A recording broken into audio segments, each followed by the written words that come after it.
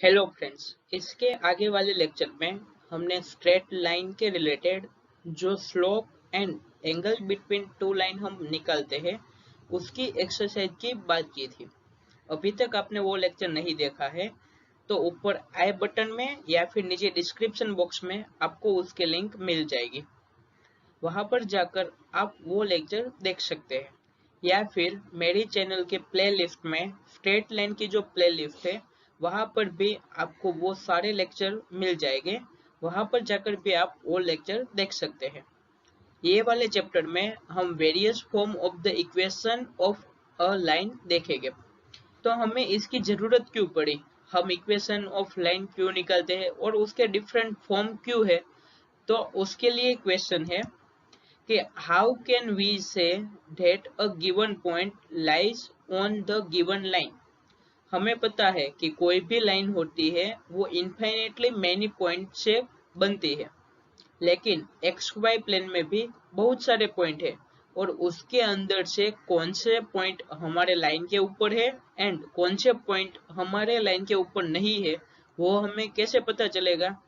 तो उसके लिए for a given line we should have a definite condition on the points lying on the line।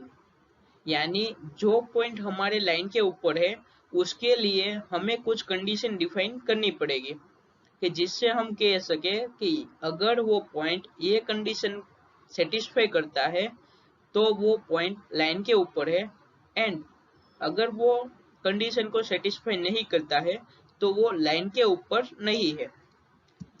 तो अब हम equation of line under different condition देखते हैं, यानी अलग अलग कंडीशन में हमारा जो लाइन का इक्वेशन है वो किस फॉर्म में दिखता है।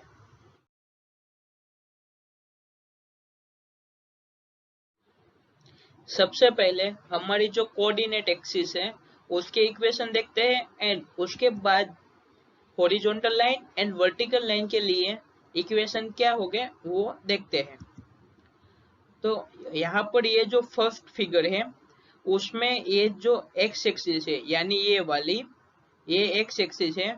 तो यहाँ पर आप कोई भी पॉइंट उठाओ तो वहां पर y कोऑर्डिनेट की वैल्यू 0 होगी। तो एक्स एक्सिस को हम y इक्वल टू 0 से भी रिप्रेजेंट कर सकते हैं। अब हॉरिजॉन्टल लाइन का इक्वेशन देखते हैं।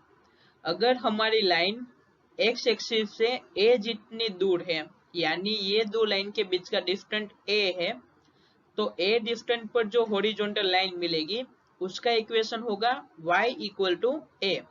क्योंकि यहाँ पर ये जो पॉइंट मिलेगा यानी ये वाला पॉइंट उसकी वैल्यू क्या होगी 0, a। क्योंकि y एक्सिस पर x कोऑर्डिनेट की वैल्यू 0 होती है एंड ये a जितना डिस्टेंट है तो ये पॉइंट की वैल्यू मिलेगी 0, a। तो ये इक्वेशन हमें मिला y इक्वल टू a। वैसे ही a जितना डिस्टेंट बिलो एक्स एक्सिस होगा तो यहाँ पर y कोऑर्डिनेट की वैल्यू होगी -a क्योंकि ये नेगेटिव y एक्सिस पर है। तो ये वाले इक्वेशन की वैल्यू मिलेगी y is equal to -a। वैसे ही ये जो दूसरी फिगर है उसमें वर्टिकल लाइन दी गई है, y एक्सिस भी एक वर्टिकल लाइन ही है। वहां पर से आप कोई भी पॉइंट उठाओ उसके x कोऑर्डिनेट की वैल्यू 0 ही होगी। अब ये वाली लाइन के लिए इक्वेशन क्या बनेगा, y एक्सिस से b जितना डिस्टेंस पर जो वर्टिकल लाइन होगी उसका इक्वेशन होगा x इक्वल टू b। क्योंकि ये पॉइंट के वैल्यू क्या होगी b, 0। तो ये इक्वेशन को हम कहेंगे x इक्वल टू b। वैसे ही b डिस्टेंस पर लेफ्ट हैंड साइड पर जो लाइन होगी उसका इक्वेशन होगा x इक्वल टू -b। यानी हॉरिजॉन्टल लाइन होगा उसका इक्वेशन होगा y इक्वल टू a या फिर y equal to -a and जो वर्टिकल लाइन होगी उसका इक्वेशन होगा x इक्वल टू b या फिर x इक्वल टू -b। अब हम देखते हैं पॉइंट स्लोप फॉर्म। यहाँ पर आपको नाम से पता चल जाता है कि इसमें एक पॉइंट दिया गया होगा एंड स्लोप की वैल्यू होगी एंड ये दोनों के बीच में हम कुछ रिलेशन देखेंगे। यहाँ पर आपको एक फिगर दी गई है उसमें जो लाइन एल है वो नॉन वर्टिकल लाइन है एंड उसका स्लोप एम है। उसके ऊपर हमने एक P0 पॉइंट लिया है, उसको हम फिक्स पॉइंट कहते हैं एंड उसके कोऑर्डिनेट की वैल्यू है x0, y0। अब हम उसके ऊपर एक कोई भी आर्बिट्ररी पॉइंट लेते हैं। ये आर्बिट्ररी पॉइंट किस लिए लिया? हमें चेक करना है कि ये पॉइंट हमारे लाइन के ऊपर आ रहा है या नहीं आ रहा है, तो उसके लिए कोई आर्बिट्ररी पॉइंट होना जरूरी है। तो लाइन एल के ऊपर हमने एक पॉइंट लिया P, जिसके कोऑर्डिनेट है x, y एंड ये हमारा आर्बिट्ररी पॉइंट है, ये कहीं पर भी हो सकता है। तो हम स्लोप ऑफ लाइन कैसे निकालते थे? दो पॉइंट दिए गए हैं, ये एक आर्बिट्ररी पॉइंट है एंड एक ये फिक्स पॉइंट है। तो हमें m इज इक्वल टू मिलेगा y minus y0 divide by x minus x0।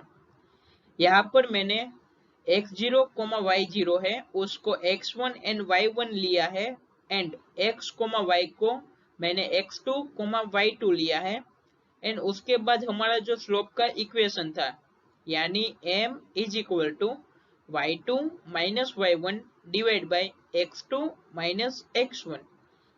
तो हमें मिलेगा m is equal to y minus y0 divide by x minus x0। अब ये डिनोमिनेटर में है, इसको यहाँ पर मल्टीप्लाई कर दो तो हमें मिलेगा y minus y0 is equal to m minus x0।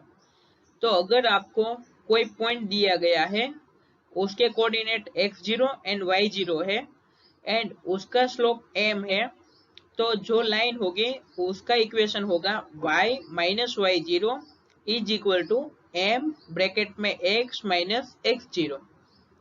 Next form है 2 पॉइंट फॉर्म, यानी यहाँ पर आपको दो पॉइंट के बीच में रिलेशन निकालना है। यानी यहाँ पर आपको दो पॉइंट दिए गए होंगे, वो दो पॉइंट के ऊपर से आपको लाइन का इक्वेशन निकालना है। तो यहाँ पर फिगर में मैंने दो पॉइंट P1 एंड P2 लिए हैं। Let line L passes through P1 and P2। P1 के कोऑर्डिनेट है x1, y1 एंड P2 के कोऑर्डिनेट है x2, y2। Let Pxy be a general point on L, यानी आर्बिट्ररी पॉइंट ऑन L। तो ये जो हमारा पॉइंट है वो कोई भी आर्बिट्ररी पॉइंट है।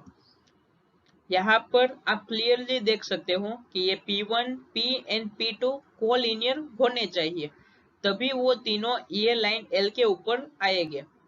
तो कोलिनियर के लिए कंडीशन थी, वही कंडीशन को हमें सेटिस्फाई करवाना है। तो क्या होगा? Slope of P1P is equal to slope of P1P2। तो स्लोप ऑफ P1P क्या है? ये P1 एंड P ये दो पॉइंट दिए गए हैं और उसके ऊपर से आपको स्लोप निकालना है। वैसे ही slope of P1 and P2 लेना है। तो आपको मिलेगा y minus y1 divide by x minus x1 is equal to y2 minus y1 divide by x2 minus x1। या फिर इसको हम क्रॉस मल्टीप्लाई करके ऐसे भी लिख सकते हैं y minus y1 is equal to y2 minus y1 divide by x2 minus x1 into x minus x1। यहाँ पर हमें जो इक्वेशन मिला वो वाला इक्वेशन एंड पहले जो इक्वेशन मिला था उसके साथ आप कंपेयर करो तो आप देख सकते हो कि ये जो y2 minus y1 divide by x2 minus x1 है, उसकी जगह पर हमें m आ रहा था, यानी ये जो वैल्यू है वो हमारे स्लोप m की वैल्यू होनी चाहिए। अगर हमें दो पॉइंट P1 एंड P2 दिए गए हैं एंड उसके कोऑर्डिनेट भी हमें पता है, तो आप आसानी से स्लोप m की वैल्यू निकाल सकते हो एंड वो स्लोप की वैल्यू आएगी y2 minus y1 divide by x2 minus x1। तो अब आपको स्लोप भी मिल गया एंड यहाँ पर दो पॉइंट है, तो आप कोई भी एक पॉइंट उठा लो एंड आगे जो हमने देखा स्लोप पॉइंट वाला फॉर्म, उसका यूज करके भी आप ये इक्वेशन को आसानी से लिख सकते हो। नेक्स्ट फॉर्म है स्लोप इंटरसेप्ट फॉर्म, यानी यहाँ पर हमें स्लोप की वैल्यू दी गई होगी एंड एक इंटरसेप्ट की वैल्यू दी गई होगी। तो अगर आपको इंटरसेप्ट किसे कहते हैं वो पता नहीं है तो सबसे पहले वो समझ लेते हैं। ये हमारी x axis and y axis है, ये हमारी लाइन जा रही है, वो लाइन ने यहाँ पर ये जो वाई एक्सिस है ये पॉइंट पे कट किया, तो यहाँ पर जो पॉइंट मिलेगा उसको हम इंटरसेप्ट पॉइंट कहते हैं या फिर इंटरसेप्ट भी कहते हैं। तो यहाँ पर दो केस बनेंगे, यही लाइन एल है वो आप ध्यान से देखो तो वाई एक्सिस पर यहाँ पर कट कर रहे हैं, वही लाइन एक्स एक्सिस को यहाँ पर कट कर रही है। तो यहाँ पर टोटल दो केस बनेंगे कि वो लाइन वाई एक्सिस को कट कर रही है उसके कोऑर्डिनेट आपको पता है, या फिर एक्स एक्सिस को कट कर रही है उसके कोऑर्डिनेट पता है। तो सबसे पहले केस 1 देखते हैं कि line L with slope M cuts the y axis at a distance c from the origin। यानी ये जो लाइन है वो हमारी c डिस्टेंस पर, यानी इतना डिस्टेंस c है, तो ये कोऑर्डिनेट की वैल्यू क्या मिलेगी 0,c।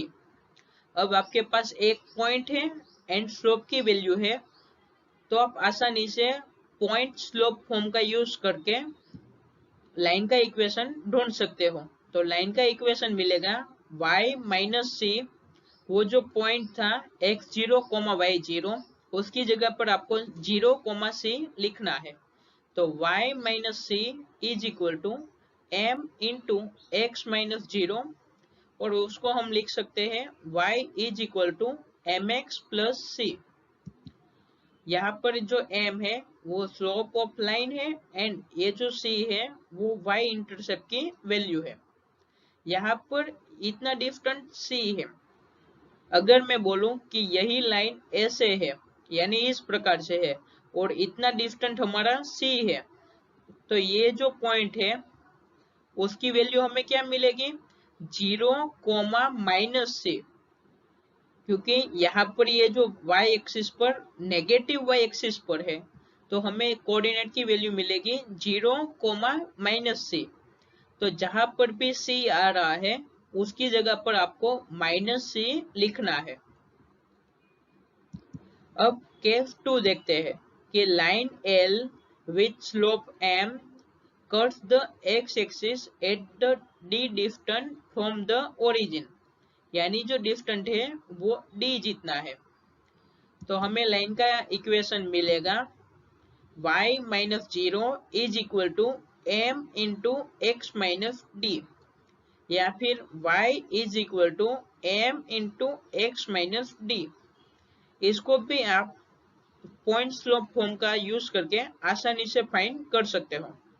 अगर आपको ये समझ में नहीं आता है कि कैसे यूज करना है तो आप हमें नीचे कमेंट करके भी पूछ सकते हो। अब हम देखते हैं इंटरसेप्ट फॉर्म। इसके आगे वाला जो फॉर्म था यानी स्लोप इंटरसेप्ट फॉर्म, उसमें हमें स्लोप की वैल्यू पता थी एंड हमें कोई एक्स इंटरसेप्ट या फिर वाई इंटरसेप्ट की वैल्यू पता थी। तो उसकी जगह पर हमें दोनों इंटरसेप्ट यानी x intercept and y intercept की वैल्यू पता हो तो हमारा लाइन का इक्वेशन क्या होगा वो अब हम देखते हैं।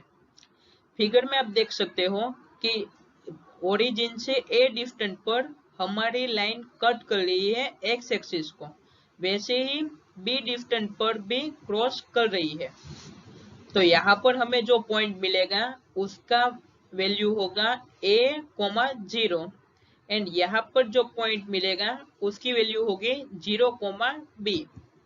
तो suppose line L makes x intercept a and y intercept b on the axis, therefore line meets x axis at a, 0 and line meets y axis at 0, b। यानी ये जो दो पॉइंट है वो बताया है। Therefore by the 2 point form, हमने आगे 2 point form देखा था, उसमें हमें दो पॉइंट की जरूरत थी। वहां पर आप लिखोगे तो आपको मिलेगा y minus 0 is equal to b minus 0 divide by 0 minus a into x minus a। Denominator में जो a है उसको यहाँ पे क्रॉस मल्टीप्लाई करोगे तो आपको मिलेगा ay plus b x is equal to a b. अब पूरे इक्वेशन को ए बी से डिवाइड कर दो, यानी यहाँ पर डिवाइड में ए बी आएगा तो हमें मिलेगा y बाई बी, एंड इसके डिवाइड में ए बी आएगा तो हमें मिलेगा x बाई ए, यानी x by a plus y by b is equal to, इसके डिवाइड में ए बी था तो हमें यहाँ पर 1 मिलेगा।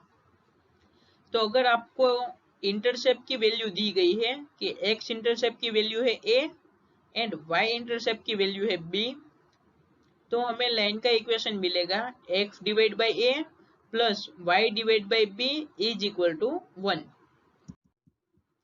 अब हम देखते हैं उसका नॉर्मल फॉर्म।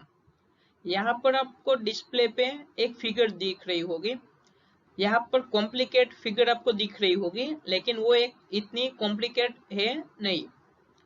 यहाँ पर हमने एक लाइन L बताई है कि ये लाइन L है, उसका हमें इक्वेशन निकालना है, एंड वो लाइन का ओरिजिन से परपेंडिकुलर डिस्टेंस है small p। The length of the perpendicular, यहाँ पर ये जो OA बन रहा है उसको हम परपेंडिकुलर या नॉर्मल भी कहते हैं, तो इसलिए ये फॉर्म का नाम है नॉर्मल फॉर्म। तो length of the perpendicular from the origin to the line is p। तो यहाँ पे कितना है p लेंथ है, एंड जो एंगल बन रहा है, ये जो एंगल है उसकी वैल्यू ओमेगा है।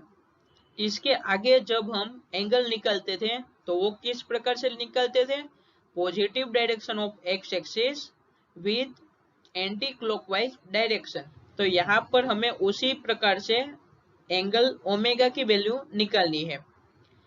तो ट्रिग्नोमेट्री के मदद से आपको मिलेगा OM is equal to p cos omega, MA is equal to p sine omega, and ये जो पॉइंट A है उसके कोऑर्डिनेट हो गए P cos omega comma P sine omega, क्योंकि OM यानी इतना डिस्टेंट है P cos omega, and y axis पर इतना डिस्टेंट है P साइन ओमेगा। तो A कोऑर्डिनेट की वैल्यू होगी P cos omega comma P sine omega. अब हमारी जो लाइन L है उसका स्लोप हमें फाइंड करना है। तो हमारी लाइन L एंड ये जो OA है वो दोनों परपेंडिकुलर लाइन है, तो वो दोनों के स्लोप के मल्टीप्लिकेशन -1 होगा। तो उसके ऊपर से हम लिख सकते हैं कि slope of line L is equal to -1 divide by slope of OA, क्योंकि ये दोनों परपेंडिकुलर है तो वो दोनों के स्लोप के मल्टीप्लिकेशन इज इक्वल टू -1 आएगा, एंड इसको हम डिनोमिनेटर में ले आए तो हमें मिला -1 अपॉन स्लोप ऑफ OA। अब ये जो OA है उसका स्लोप कितना होगा, 10 ओमेगा जितना, क्योंकि यहाँ पर जो इंक्लिनेशन की वैल्यू बन रही है फॉर OA उसकी वैल्यू है ओमेगा, तो OA का स्लोप होगा 10 ओमेगा, और 10 ओमेगा को हम लिख सकते हैं sine omega divide by cos omega, तो वो न्यूमेरेटर में आएगा। तो स्लोप ऑफ लाइन L हमें मिला minus cos omega divide by sine omega. तो हमें एक पॉइंट मिल गया, पॉइंट A, जिसके कोऑर्डिनेट है P cos omega and P sine omega, and line का स्लोप मिल गया minus cos omega divide by sine omega. तो आप पॉइंट स्लोप फॉर्म का यूज करके आसानी से लाइन का इक्वेशन ढूंढ सकते हो, एंड उसका इक्वेशन मिलेगा x cos omega plus y sine omega is equal to p। तो अगर आपको परपेंडिकुलर डिस्टेंस p दिया गया है एंड यहाँ पर जो एंगल बन रहा है नॉर्मल के साथ वो ओमेगा है, तो आपको लाइन का इक्वेशन मिलेगा x cos omega plus y sine omega is equal to p। तो यहाँ पर आपको सिंपल से पॉइंट स्लोप फॉर्म का यूज करना है और आपको आसानी से ये इक्वेशन मिल जाएगा। अगर आपको ये इक्वेशन नहीं मिल रहा है तो आप हमें कमेंट करके या फिर ईमेल करके पूछ सकते हो। मेरी मेल आईडी डिस्क्रिप्शन बॉक्स में है। तो आज हमने डिफरेंट कंडीशन के ऊपर से लाइन ऑफ इक्वेशन कैसे ढूंढते हैं वो देखा। सबसे पहले हमने हॉरिजॉन्टल लाइन के लिए देखा था, उसके बाद वर्टिकल लाइन के लिए, उसके बाद अगर आपको एक स्लोप एंड एक पॉइंट की वैल्यू दी गई है उसके ऊपर से कैसे लाइन का इक्वेशन ढूंढते हैं उसकी बात की। उसके बाद हमने देखा अगर आपको दो पॉइंट दिए गए हैं एंड दो पॉइंट से पास होता हुआ लाइन का इक्वेशन चाहिए वो कैसे निकालते हैं। उसके बाद हमने नॉर्मल लाइन के लिए लाइन ऑफ इक्वेशन देखा था। Thanks for watching. अगर मेरी तरह मेरे साथ मैथ्स पढ़ना चाहते हो तो please like share and subscribe करें ताकि अपने दोस्तों भी हमारी तरह मैथ्स पढ़ सके, इन मैथ्स को एंजॉय करते करते।